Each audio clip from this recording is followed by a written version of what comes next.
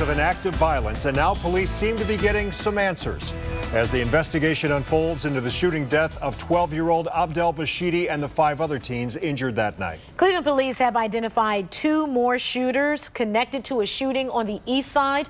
21-year-old Larissa Harris was taken into custody yesterday, and after questioning, police charged her with aggravated murder.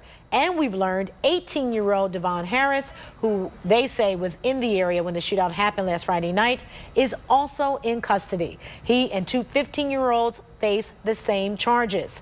Well, it caught Bashidi in the crossfire, and he was just standing outside of his family's business. It leaves us all asking, why is a crime like this happening? News 5's Lauren Wilson spoke with a man risking his own life to find the answer. Guns, violence, kids caught in the crossfire, parents blaming the city blaming parents. But one leader who's been pounding the pavement for years trying to get the crime to stop says we have an even bigger issue at hand, and it's going to take more than the blame game to stop it. I don't know, man. So there's plenty of blame to go around here.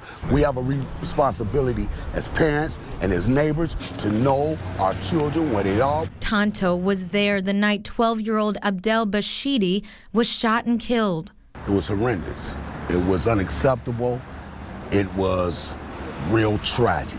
We had a group of maybe 3, let's say 6 kids, all right, that saw each other and just opened fire. Groups affiliated with Heartless Felons and Gangster Disciples, 2 of Cleveland's deadliest gangs.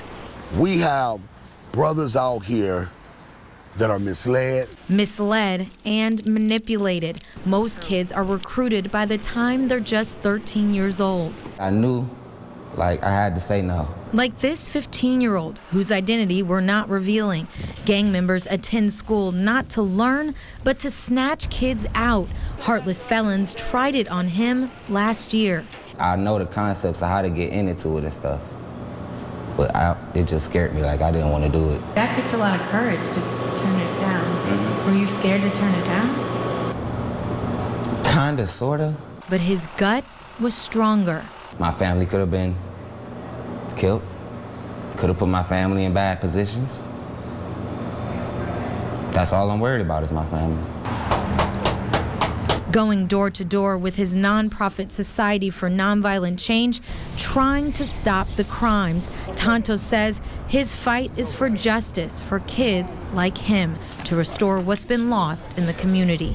We got to stop pointing the finger at one another, and we got to come together and do some work. Now, given the situation that happened here last Friday and knowing the streets, Tonto told me he fears a retaliation shooting is in the future, which is why he's calling out community leaders, pastors, and other neighbors in the community to come down and bring programs and jobs to kids in the community to get them off the streets and into something productive.